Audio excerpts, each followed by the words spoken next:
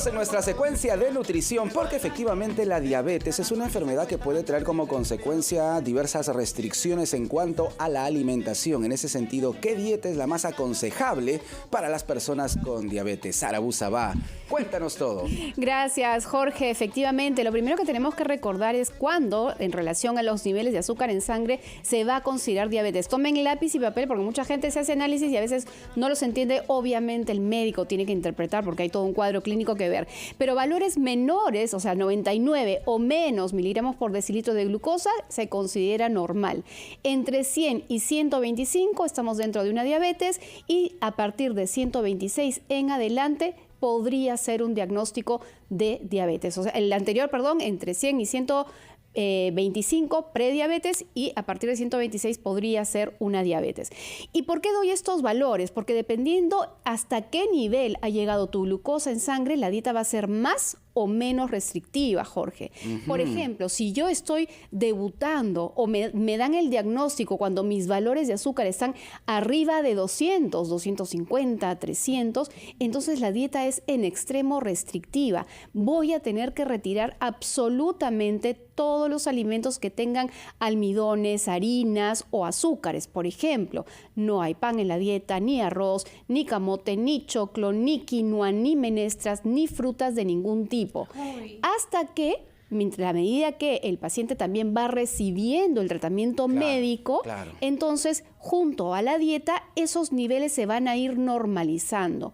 Cuando ya estamos llegando a un nivel no menor de 99, porque no va a llegar necesariamente a ese punto, pero a un valor normal que el médico para ese caso específico considera, ok, ya estamos empezando a normalizar, entonces empieza gradualmente a incorporarse los carbohidratos. Y empezamos primero con carbohidratos que van a acompañar, por ejemplo, el desayuno y el almuerzo. Ahora, no cualquier cantidad de carbohidratos ni el que yo quiera, no. Una cantidad pequeña que acompaña este desayuno, que además no solo puede ser carbohidrato, por ejemplo, un huevito, un yogurt y tal vez una fruta entera. Y luego en el almuerzo, mi buena cantidad de ensalada, mi guisito de pollo, por ejemplo, que he preparado y acompañarlo de repente con una cantidad pequeña, tal vez de arroz integral de preferencia, ¿no? Para dar un ejemplo, y así progresivamente se van aumentando los carbohidratos, ¿no? Las frutas, por ejemplo, ya cuando estoy más estable, cuando estoy empezando a organizar mejor mi dieta, podría incluirse la fruta en algún tiempo de comida, siempre con la supervisión de un nutricionista, por favor. Sara, sobre ese punto, las frutas, ¿qué frutas pueden comer y qué frutas no pueden comer? En todo caso, las personas que tienen diabetes, ¿y en qué horarios? Sí, ahí hay bastantes mitos. De hecho, no necesariamente el sabor dulce de la fruta define la cantidad de azúcar o qué tan rápido este azúcar va a llegar a mi sangre, ¿no? Entonces, aquí hay dos cosas que considerar. En la medida que yo estoy en esta parte estable de mi diabetes, voy a poder incorporar fruta, no las 3 a 5 unidades que se recomienda a la mayoría de personas, tal vez hasta 2 unidades, y voy a elegir. Todas las frutas podrían estar incluidas, pero tienen que estar enteras, de preferencia con cáscara. Y ojo, que yo estoy hablando de todas las variedades de frutas, pero no toda la fruta que una quiera. ¿Cuál sería el mejor momento para consumir fruta en un paciente con diabetes? Si yo, por ejemplo, quiero comer mi fruta con el almuerzo, entonces voy a probablemente al principio elegir, ok, voy a colocarle el arroz o la guarnición a mi guiso o voy a preferir la fruta en ese momento, ¿no? Porque ya estoy teniendo 2 fuentes de carbohidrato o de azúcar en un mismo tiempo de comida. Entonces, dependiendo de cómo va avanzando. Ahora, si yo quiero la fruta a media mañana, entonces no conviene comerla sola. Hay que acompañarla de una fuente de proteína o de grasa saludable. Proteína podría ser quesito, huevo, yogurt, y si estoy hablando de grasas, podría acompañarse de repente con nueces, con algunas semillas, para ir haciendo que reduzca esa rapidez con que llega a la sangre ese azúcar. Sara, es cuando vamos empezando ya a comer de a pocos, incluyendo algunos alimentos adicionales, podemos comer un poquito más cuando estamos en esta etapa de la diabetes, pero nos hablabas de otra inicial, en la que prácticamente todo estaba prohibido, y uno ve la relación de que lo que le prohíben y dicen, entonces no voy a comer nada. En esa etapa, ¿qué es lo que se puede comer? Mira, vamos a dar un ejemplo de menú en esa primera etapa, cuando los niveles están demasiado altos, recién estoy debutando y estoy en este proceso de normalizar. Un desayuno, por ejemplo, podría ser 1 o 2 unidades de huevo, podría ser incluso frito, pero en realidad lo mejor es que sea un huevito duro, sancochado, puede acompañar con palta, por ejemplo, y de ahí podrían haber una suerte de nueces acompañando toda esta cantidad. Se dan cuenta que solo tengo proteínas y grasa vegetal en ese tiempo del desayuno.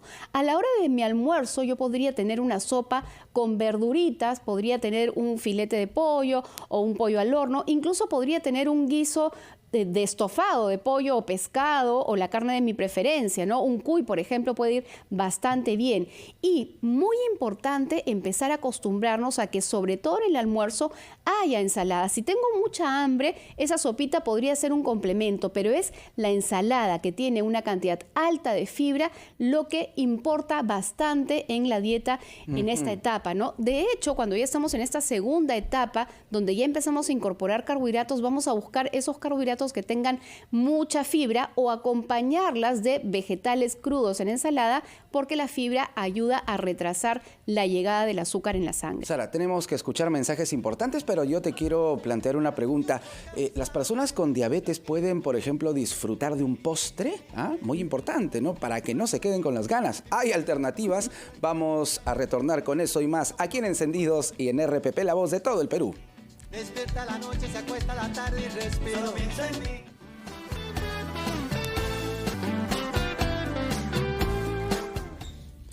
Seguimos, amigos, aquí en nuestra secuencia de nutrición con Sara Busabá y le habíamos planteado una pregunta.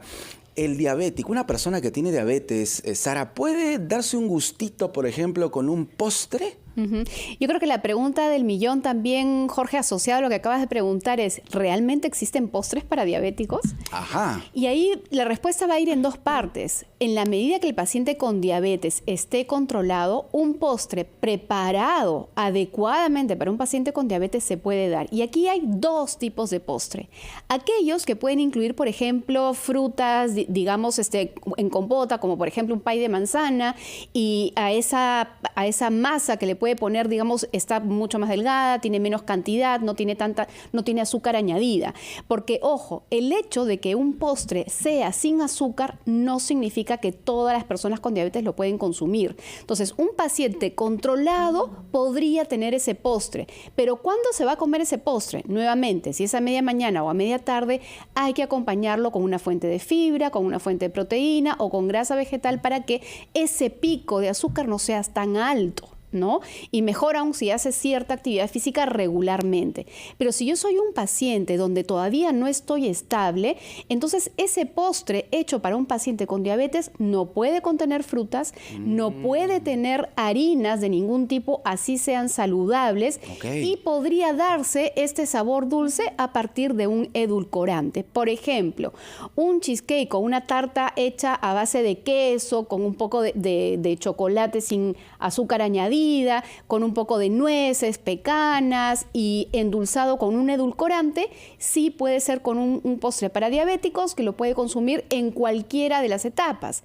Pero un postre que ya tiene, aun cuando sean frutas naturales y está endulzado con edulcorante y tiene otro tipo de harinas, solo lo podrá comer si este paciente está controlado. Muy bien. Sarita, hay algo que hablan mucho los pacientes, incluso en general, ¿no? Muchas personas, y seguramente te ha pasado y has recibido muchas consultas respecto a este tema, dicen, yo lo intento, pero no puedo. Sí. Se me hace imposible para mí vivir sin pan, vivir sin comer mi buena porción de carne, sin comer mis 3 platos de comida grandazos al día.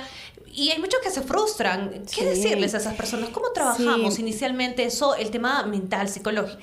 Noemí, tu pregunta es especialmente importante porque el familiar del paciente con diabetes, cuando ve que este paciente con diabetes no se controla, empieza a generar prejuicios y comentarios culposos a esa persona, ¿no? Tú no te quieres, no te cuidas, no me haces caso. Pero ¿qué pasa con el paciente con diabetes? Tiene una necesidad demandante de dulce o de comer más en esos momentos en que está inestable todavía. ¿Por qué?